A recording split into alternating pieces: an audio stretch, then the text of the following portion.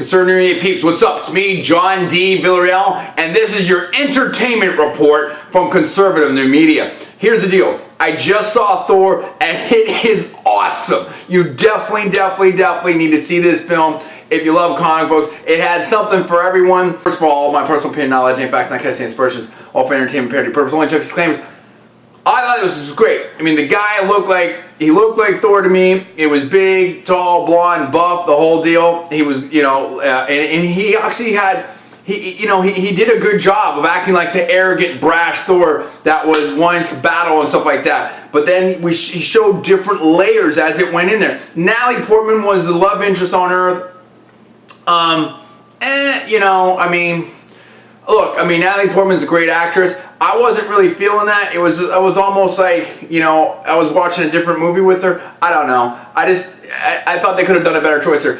Darcy, the sidekick, I thought was a lot cooler. I thought was cuter too. Against, I don't know. Maybe it was because maybe she was comic relief or something like that. But she was pretty cute and all that type of stuff. The other scientist dude, he was kind of interesting. That kind of wrapped a whole different thing in there. There wasn't really the sort of, I would say, Sif and the Warriors 3 were fine. I think they could have had a stronger Sif, a better Sif there. But Sif did some good stuff. But all these sort of, what I would call sort of secondary characters were sort of okay. They had the S.H.I.E.L.D. dudes back there. He's always great. And then Nick Fury even makes a small appearance in the film. I'm not going to spoil that. But what was great is the main characters were awesome. Thor was awesome. The Frost Giant King was actually pretty great. Loki was awesome. And Odin, played by Anthony Hopkins, was awesome. So that's what really brought together. And Heimdall, I thought, was an excellent Heimdall. It's very interesting there. The Frost Giants didn't make as big as they could have been. In like a lot of the role-playing games and stuff like that, the Frost Giants will be somewhere around I don't know, 13 to 15, 16 feet. I have to look it up again. In the Asgardian stuff, at least what I'm used to, some of the comic books and whatever, and some of the cartoons and stuff like that, Frost Giants would be somewhere like 20 to 30, 40 feet tall. So we didn't see that. These guys look more sort of like ogre size or whatnot. Maybe if I had to rough guess it, I'd say they look to me somewhere, depends on what the shot was and which one it was somewhere between 8 and 10, 11 feet, something like that. So, but that's fine. It was still, the advantage I think that they went with that, I would have liked to have seen the Frost Giants a lot bigger, but I think the advantage that they got with this one is they were able to sort of get more acting into the Giants, which was good. And from the Frost Giant King Loki, I think that worked really well. Now, what's interesting with Heimdall is Heimdall's obviously an Asgardian, and I'm not gonna, I don't want to give a lot of spoilers here. But the thing is he almost at certain points look like a fire giant, and fire giants and frost giants are big things in Asgardian Norse mythology.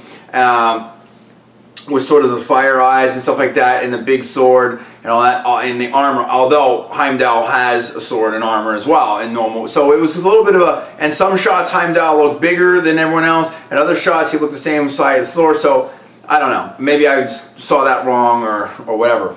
Doesn't matter. The Bifrost Bridge looked great. Asgard looked great. The fighting scenes were great. The Destroyer was great. I don't want to spoil it.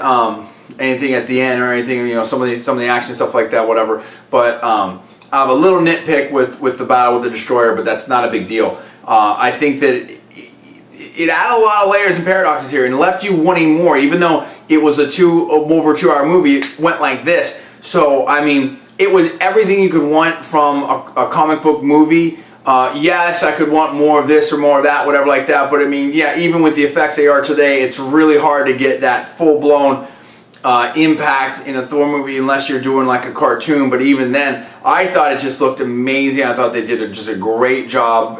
Big props to Marvel. I think this was just a fabulous movie. It makes you want a lot more Thor. I think for the casual fan out there, it puts sizzle into Thor. I mean, I used to collect comic books. You know what I mean? Thor was one of my favorites, along with Hulk and everything like that.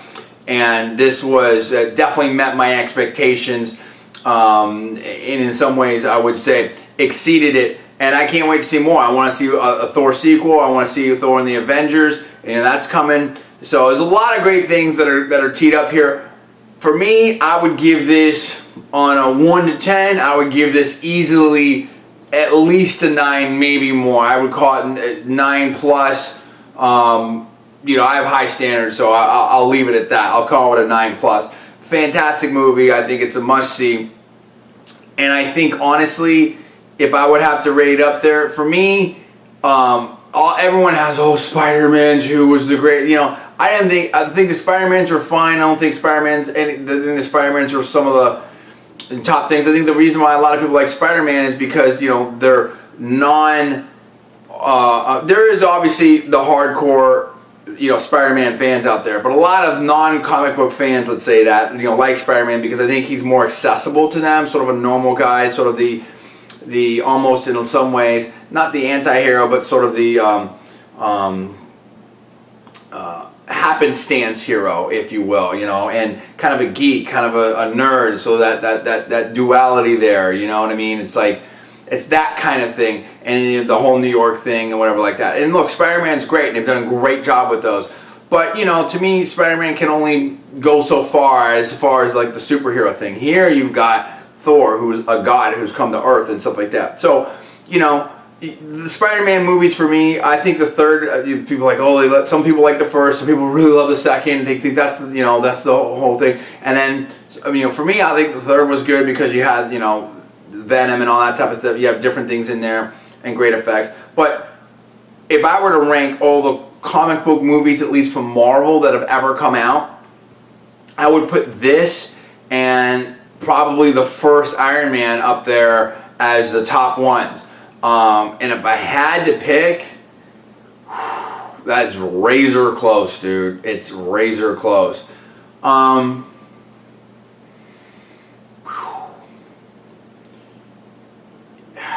Wow, that's a tough one. I don't know. That's a tough one.